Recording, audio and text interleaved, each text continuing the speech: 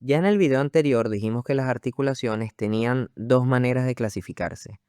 Una según el tejido interpuesto entre las superficies articulares, que las divide en fibrosas, cartilaginosas y sinoviales, y otra según la movilidad que tenga la articulación, donde tenemos las sinartrosis o inmóviles, las anfiartrosis o semimóviles y las diartrosis o móviles.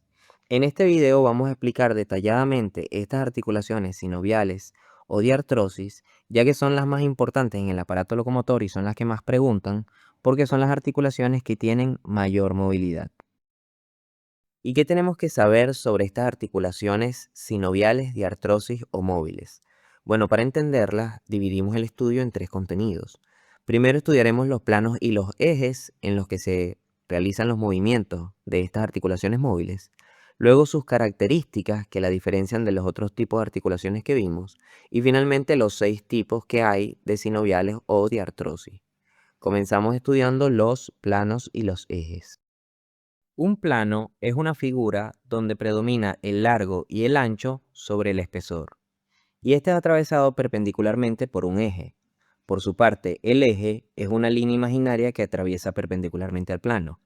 Si colocamos una figura en la intersección de ambos y hacemos que se mueva, vemos que la figura se desplaza en el plano y gira alrededor del eje. Es importante entender esos principios para saber en qué plano y en qué eje se da cada movimiento. Entonces tenemos tres tipos de planos, tres tipos de ejes y en cada uno de ellos se van a dar dos movimientos. Comenzamos con el plano sagital, que divide el cuerpo en una mitad derecha y una mitad izquierda. El eje que lo atraviesa es el eje transversal y vamos a utilizar de ejemplo la articulación del codo y la articulación de la rodilla. Los movimientos que ocurren acá son de flexión y extensión. Fíjense que la parte del cuerpo que se está moviendo se desplaza en el plano y gira alrededor del eje.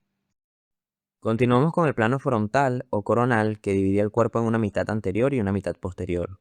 El eje que lo atraviesa es el anteroposterior y vamos a usar de ejemplo la articulación del hombro y la articulación de la cadera. Los movimientos que ocurren aquí son de abducción y aducción. Recuerden que estos movimientos también se llaman separación y aproximación. Y finalmente tenemos el plano transversal u horizontal que divide el cuerpo en una mitad superior y una mitad inferior. El eje que lo atraviesa es el eje vertical o longitudinal y usamos nuevamente de ejemplo la articulación del hombro y la articulación de la cadera. Los movimientos que ocurren acá son de rotación, que en este caso específico, como estamos hablando de miembros, sería rotación interna y rotación externa. Pero si estuviéramos hablando del esqueleto axial, sería rotación derecha y rotación izquierda. Ahora continuamos hablando sobre las características de estas articulaciones, que suele ser una pregunta de parcial. ¿Cuáles son las 7 características de las sinoviales o diartrosis? Bueno, lo primero es que tienen superficies articulares lisas, generalmente una convexa encajando en una cóncava. Además, alrededor de esas superficies articulares podemos encontrar un manguito fibroso que se denomina cápsula articular. Luego tenemos cartílago articular, que es cartílago hialino que cubre las superficies articulares, y la membrana sinovial que cubre a la cápsula desde adentro. Así se delimita entonces la cavidad articular donde encontraremos el líquido sinovial, que es un lubricante que contribuye a que la articulación pueda hacer el movimiento y es secretado por las células de la membrana sinovial. Luego tenemos ligamentos, que pueden ser de dos tipos, pueden estar reforzando a la cápsula, o sea, acuérdense que la cápsula es tejido fibroso y los ligamentos también. Entonces puede haber ligamentos más cerca de la articulación que estén reforzando a la cápsula o ligamentos a distancia que se insertan en un hueso, se insertan en el otro y ayudan a mantener unida la articulación. Finalmente tenemos los elementos de coaptación, que son de fibrocartílago y hay de dos tipos, el rodete o labrum y el menisco o disco articular. Estos no van a estar en todas las articulaciones sinoviales o diartrosis, solamente en aquellas donde las superficies articulares no encajen perfectamente. Me explico. Vamos primero con el rodete. Él se encuentra en uno de los dos huesos, aumentando la superficie articular. Acá tenemos, por ejemplo, la escápula y el húmero, que sabemos que se articulan en la articulación escapulohumeral. Fíjense que la cabeza del húmero es mucho más grande que la cavidad glenoidea de la escápula. Es por eso que esta cavidad tiene un fibrocartílago que la rodea, por eso se llama rodete, que aumenta la superficie articular, para que entonces pueda enfrentar a la cabeza del húmero. Luego tenemos el menisco o disco articular, que está en medio de la cavidad articular y este tiene como función resistir el choque entre las dos superficies articulares. Acá tenemos, por ejemplo, el hueso temporal, que es uno de los huesos del cráneo, y el hueso maxilar inferior, que es uno de los huesos de la cara. Ellos se van a articular en la articulación temporomandibular. Por parte del temporal, las superficies articulares son esta que es convexa, que es el cóndilo del temporal, y esta que es cóncava, que es la cavidad glenoidea del temporal. Y por parte del maxilar inferior tenemos el cóndilo. Entonces, acá vemos cómo se están articulando. Fíjense, este es el cóndilo del temporal, esta es la cavidad glenoidea y este es el cóndilo del maxilar inferior. En medio de la articulación está el disco articular. Cuando la persona tiene la boca cerrada, el cóndilo corresponde con la cavidad. Entonces, todo ok. Pero cuando la persona abre la boca, el cóndilo chocaría con el cóndilo del temporal si no fuera por este disco articular. Esa es la función que tiene el disco. Ahora finalmente hablemos de los 6 tipos de sinoviales o de artrosis. Y para eso vamos llenando un cuadrito donde vamos a colocar el tipo, que son la esferoidea o enartrosis, la elipsoidea o condilia, el encaje recíproco o celar, la trocoide, la troclearogínglimo y la artrodia o plana. Y de cada una de estas tenemos que saber la morfología de sus superficies articulares y gracias a esa morfología qué eje la atraviesa. Entonces, debido a ese eje, qué movimientos puede realizar y finalmente un ejemplo de cada una. Comencemos con las esferoideas o enartrosis, que son las articulaciones más móviles del cuerpo. Ella tiene una de sus superficies articulares con forma de esfera, como una pelota de fútbol, que encaja en una cavidad que le corresponde. Esta es atravesada por los 3 ejes, porque una esfera puede girar en cualquier sentido. Entonces tiene un eje transversal que permite los movimientos de flexión y extensión, un eje anteroposterior que permite los movimientos de abducción y aducción, y un eje longitudinal que permite los movimientos de rotación. Recuérdense que en el esqueleto axial la rotación es rotación derecha y rotación izquierda, pero específicamente en este caso las enartrosis se encuentran en el esqueleto apendicular, en los miembros, solamente están ahí. Entonces serían rotación interna y rotación externa. Hay otro movimiento que es la suma de estos 4 que se llama circunducción y voy a explicar más adelante. Un ejemplo de esta articulación es la escapulohumeral o articulación del hombro. También otro ejemplo sería la coxofemoral o articulación de la cadera. Fíjense acá la epífisis proximal del húmero, que no es toda redondita como una pelota, pero la parte de la cabeza, que es la parte que se articula, la bibliografía se refiere a ella como segmento de esfera, como si fuera una parte de una esfera, que va a girar en cualquier sentido dentro de la cavidad glenoidea. Entonces tiene el eje transversal para flexión y extensión, el eje anteroposterior para abducción y aducción, y el eje longitudinal para rotación interna y rotación externa. Hay otro movimiento, como les había dicho, que es la circunducción. Fíjense acá, hacia anterior es flexión y hacia posterior es extensión. Si nos alejamos de la línea media es abducción y si nos acercamos es aducción. La suma de estos 4 movimientos secuencialmente, flexión, aducción, extensión, abducción, flexión y así, o viceversa, es el movimiento de circunducción. Seguimos con la elipsoidea o condilia, que como su nombre lo dice, una de sus superficies articulares tiene forma de elipse. Esto es una elipse. Y va a encajar en una cavidad que le corresponde. A diferencia de la anterior, fíjense que esta es más ovalada, no es esférica. Y solamente la atraviesan 2 ejes porque no puede hacer el movimiento de rotación. O sea, esta no va a poder rotar porque la morfología de la cavidad no se lo permite. Entonces solamente tiene los ejes transversal para flexión y extensión y el eje anteroposterior para abducción y aducción. Obviamente, como puede hacer estos 4 movimientos, también puede hacer el de circunducción. Un ejemplo que tenemos es la radiocarpiana. Fíjense acá, esta es la epífisis distal del radio y del cúbito, y estos son los huesos del carpo. Los primeros 3 huesos en la primera fila, el escafoide, semilunar y piramidal, hacen una forma de elipse, una forma de cóndilo. Esto se llama cóndilo carpiano. Entonces, por eso también la articulación, el tipo de articulación se llama condilia. Y va a encajar en la cavidad que está en la epífisis distal del radio. Entonces tiene un eje transversal para los movimientos de flexión y extensión y un eje anteroposterior para los movimientos de abducción y aducción.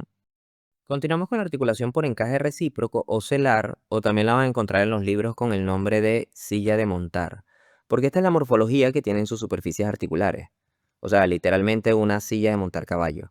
Aquí vemos la silla y acá vemos el jinete sentado en ella. Entonces, las superficies articulares tienen esta morfología de silla de montar, pero van a estar en sentidos inversos. Les explico. Fíjense, esta de arriba, esto es superior y esto es inferior. Si la volteamos, queda así. Ahora, esto es anterior y esto es posterior, pero si la giramos, ahora esto es derecho y esto es izquierdo. Entonces, estas serían las dos, tienen forma de silla de montar, pero como están en sentidos inversos, encajan recíprocamente. Entonces, para ubicarnos, vamos a guiarnos con el caballito. Esto es anterior, esto es posterior, esto es derecho y esto es izquierdo. Tomando en cuenta la silla de montar de abajo, como si fuera esta, entonces imaginemos lo mismo acá. Esto es anterior, esto es posterior, esto es derecho y esto es izquierdo. Como las dos sillas están en disposiciones diferentes, esta articulación va a tener dos ejes. Fíjense que la silla de arriba tiene un sentido transversal, o sea, va de derecho a izquierdo. Y la silla de abajo tiene un sentido anteroposterior, que va desde anterior a posterior. Y esos son los dos ejes que tendrá esta articulación. Un eje transversal, que permite los movimientos de flexión y extensión, y un eje anteroposterior, que permite los movimientos de aducción y abducción. Como puede hacer estos cuatro movimientos, entonces también puede hacer la circunducción. Un ejemplo de esta articulación es la carpometacarpiana del pulgar. Fíjense, esto es una vista anterior del esqueleto de una mano derecha. Bien, es la epífisis distal de los huesos del antebrazo. Este es el radio y este es el cúbito. Estos son los 8 huesos del carpo y estos son los huesos metacarpianos. Bien, la articulación que nos referimos es esta, que es la del pulgar. Carpo metacarpiana del pulgar. O también se conoce como trapecio metacarpiana, porque este hueso del carpo se llama trapecio. Fíjense que supuestamente, supuestamente tienen forma de silla de montar los dos, pero realmente sí tienen más o menos esa morfología y están encajando recíprocamente. Entonces tiene un eje transversal y un eje anteroposterior y hace los movimientos que ya dijimos. Ahora bien, hay otras sillas de montar en el cuerpo y bueno, todas las articulaciones terminan cumpliendo los principios que hemos hablado de planos y ejes. Pero específicamente en el pulgar, y por eso usé esta articulación de ejemplo para hacer esta aclaratoria, específicamente en el pulgar, tiene los nombres de los movimientos invertidos. O sea, estábamos acostumbrados que flexión era hacia anterior y extensión hacia posterior, abducción hacia afuera y aducción hacia adentro. Bien, pero el pulgar está rotado. O sea, si colocan el miembro superior en posición anatómica, tiene con el antebrazo en supinación, lateral al cuerpo, la palma de la mano hacia adelante, se van a dar cuenta que las uñas de los otros 4 dedos están dirigidas hacia posterior, mientras que la uña del pulgar va a estar dirigida hacia lateral. Entonces, eso hace que el pulgar esté rotado y por eso en este caso, en el caso específico del pulgar, los nombres son diferentes porque él tiene una rotación. Entonces, abducción sería hacia adelante y aducción hacia atrás, extensión alejándose de la línea media y flexión acercándose a ella. Ahora nos toca hablar del atrocoide, donde sus superficies articulares tienen forma de cilindro. Esto es un cilindro, específicamente un cilindro sólido. Un cilindro hueco sería como el papel higiénico, que es igual pero con un orificio en el centro. Nos quedamos con este y vemos como el cilindro sólido entra y va a girar dentro del cilindro hueco. Por eso tiene un solo eje, que es el longitudinal, que permite los movimientos de rotación. Acuérdense que en el esqueleto axial es rotación derecha e izquierda y en el esqueleto apendicular es rotación interna y rotación externa. Un ejemplo de esta articulación es la radiocubital superior. Acá vemos la epífisis proximal del radio y del cúbito y vemos cómo se están articulando. Observamos también que la cabeza del radio sería el cilindro sólido, mientras que acá donde se articula con el cúbito hay una cavidad que se llama cavidad sigmoidea menor o escotadura radial del cúbito y que además alrededor del radio, de la cabeza del radio, hay un ligamento que se llama ligamento anular. Entonces, la cavidad del cúbito más el ligamento serían el cilindro hueco y la cabeza del radio sería el cilindro sólido. Es ahí donde el radio va a rotar. Vemos acá los huesos desde una vista anterior y esta sería la articulación que estamos hablando. Entonces lo atraviesa el eje longitudinal y al girar va a hacer los movimientos de rotación interna y rotación externa, que específicamente en el antebrazo se llaman también pronación a la rotación interna y supinación a la rotación externa. Pero eso es solamente en el antebrazo. Seguimos con la articulación troclear o gínglimo, donde una de sus superficies articulares tiene forma de polea. Esto es una polea, ¿bien? Cuando vas al gimnasio y hay un ejercicio que se llama, por ejemplo, tríceps, polea, agarre supino. Te dice el músculo que estás trabajando, la manera de agarrarlo. Y cuando dice polea se refiere a esto, a que el levantamiento del peso va a ser a través de una polea. Entonces nos quedamos con la polea o tróclea. Lo van a encontrar en los libros como accidente óseo en algunos huesos. Los que tengan forma de polea se van a llamar tróclea, como la tróclea humeral. Entonces, fíjense que ella tiene dos eminencias laterales y en el medio de ambas un carril central. En ese carril va a correr la cresta de la otra superficie articular. Fíjense que es todo lo contrario, tiene dos cavidades hacia los laterales y en el medio la cresta. Así encajan perfectamente. Por el movimiento que se puede dar ahí, entonces el eje que hay es un eje transversal, que permite la flexión y la extensión. Un ejemplo de esta articulación es la húmero cubital. Bien, aquí vemos los huesos por separado. Fíjense, esta es la epífisis distal del húmero y esta es la epífisis proximal del radio y del cúbito. Acá vemos el cóndilo del húmero, que va a articular con la cabeza del radio, y la tróclea humeral. Fíjense que tiene dos eminencias laterales y en el centro un carril central. Esto va a articular con la cavidad sigmoidea mayor o escotadura troclear del cúbito, que es todo lo contrario, tiene dos cavidades y en el medio una cresta. Bien, cuando articula se ven así, por ende el eje que la atraviesa es el transversal, que si lo vemos desde lateral, el eje estaría aquí y el movimiento sería este.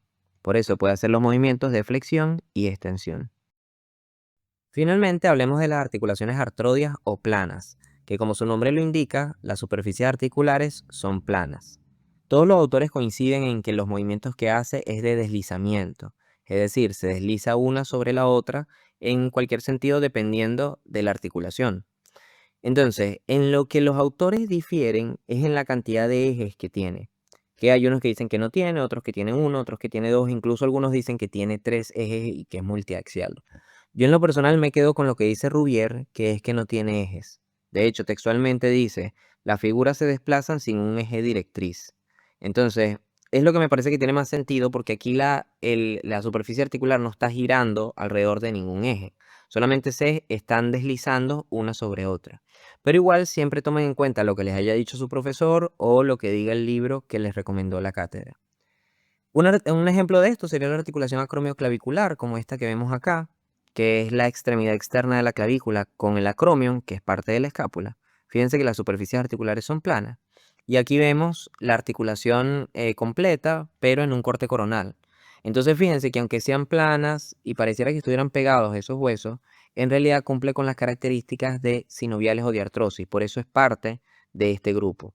Tiene superficies articulares lisas, tiene cartílago hialino o cartílago articular, incluso tiene un fibrocartílago, un disco, esta articulación pequeñito, tiene cápsula articular, etc. Por eso es una sinovial o de artrosis. Y acá les dejo el cuadrito completo para que lo copien. Y así terminamos todo el contenido. Ahora viene la gran pregunta. ¿Cómo describir una articulación? Todo esto que hemos venido hablando es para entender las generalidades de artrología, lo cual va a ser muy útil cuando estén estudiando cada una de las articulaciones del cuerpo, y además por si te preguntan la clasificación de las articulaciones con las características de alguno de sus tipos. Pero si te piden describir específicamente una articulación del cuerpo, esta sería la manera correcta. Primero decir el nombre. Acá vamos a usar de ejemplo la articulación del hombro o también llamada glenohumeral o escapulohumeral. Luego inmediatamente el tipo, ya sea según el tejido interpuesto o según la movilidad, pero es muy importante decir si es una articulación inmóvil, semimóvil o móvil. Por ejemplo, esta es una sinovial o diartrosis, específicamente esferoidea o en artrosis, y es una articulación móvil. Luego la ubicación, mencionando también las superficies articulares, y acá no basta con decir los huesos, sino que hay que decir el accidente óseo de ese hueso que se está articulando. Entonces se encuentra en el hombro, en el miembro superior, y se articula la cabeza del húmero con la cavidad glenoidea de la escápula. Después los medios de refuerzo, que son los elementos que mantienen unida esa articulación, como por ejemplo, ya lo vamos a ver con más detalle en artrología de miembro superior, pero por ejemplo acá tenemos una cápsula articular que está reforzada por tres ligamentos, glenumeral superior, glenumeral medio y glenumeral inferior. Además hay otro ligamento que va desde la apófisis coracoide que se llama coraco humeral. Incluso, en este caso sabemos que dentro de la articulación, acá no se ve, hay un elemento de coaptación. Entonces acá, en el caso de que la articulación lo tenga, hay que decirlo. Esta, por ejemplo, tiene el rodete glenoideo. Y finalmente, los movimientos que hace con los ejes que participan.